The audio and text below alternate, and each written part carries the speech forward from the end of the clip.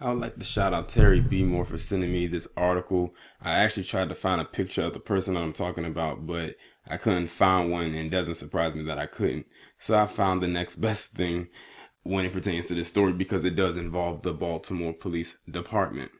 But anyway, there was this sergeant by the name of Larry Worsley, and he said he's a 15-year veteran on the force. And back in July, he had some DUI charges put against him for a crash that he was involved in. Well, in true typical, and this lets me know that he was most likely white, all the charges against him were dropped, and he was allowed to go back to work. Now, had that been a regular resident, especially a regular resident who happened to be black, oh, them DUI charges would have stuck. And I'm almost certain too, even if the cop was black, the charges would have still stuck. This person could have caused some serious damage to anybody around. He was driving under the influence, something that would get charges placed on a regular person were placed upon him, and they dropped every last one of them. Let me go ahead and read this article coming from the Baltimore Sun. It says a Baltimore police sergeant was acquitted this week of driving under the influence of alcohol when he crashed a department vehicle in July. And he was driving a department vehicle. He wasn't driving his own, which means that's money that's going to have to come out of the department's pocket to have to pay for the repair and damages for that car.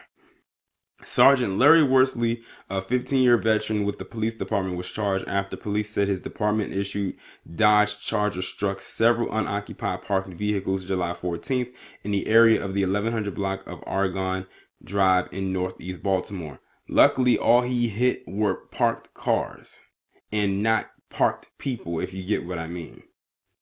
Worsley was acquitted Wednesday of driving while impaired by alcohol. 2 related charges were previously dropped. This was the weakest case I've ever seen in over 10 years as a prosecutor and defense attorney, Worsley's attorney Scott Richmond said in a statement. The state did not produce any evidence of the cause of the accident, odor of alcohol, or impaired coordination as a result of alcohol consumption. I can only assume the state's attorney office pursued this case based on Sergeant Worsley's status as a police officer. Well, in that case, then yeah, they did drop the ball. If that's the case, because they should have had something that could have stuck. It's almost as if as the prosecutor was expecting this Sergeant Worsley to get time or have some kind of consequences placed upon him, but when he realized they weren't prepared, and it makes you wonder, were they not prepared on accident or were they not prepared on purpose?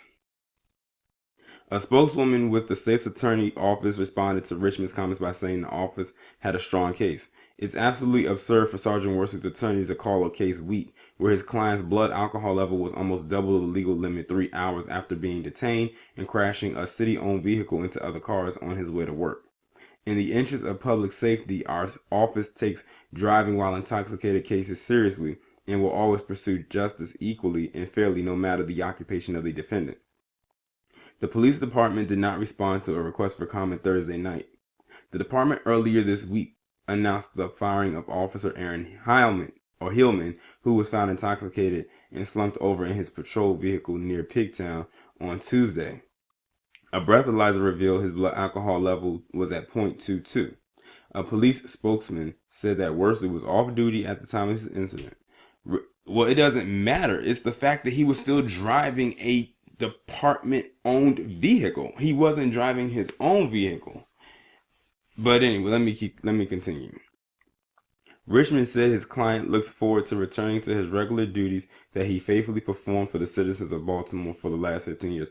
So that means he's not getting any charges against him. He's not having any jail time, not even probation, and he doesn't even have to take a 12-step program, which usually in most cases is required when you have charges like DUIs and DWIs against you. So it's almost as if this didn't happen. He can be free to get drunk as he pleases and most likely go joyriding again. And what's scary is the next time he might actually hit somebody, and then that's when they'll take it seriously. Y'all let me know what you think about this down in the comments. Like, share, subscribe. The links to this article, my email, PayPal, and Patreon will be in the description. I'll talk to you in the next one.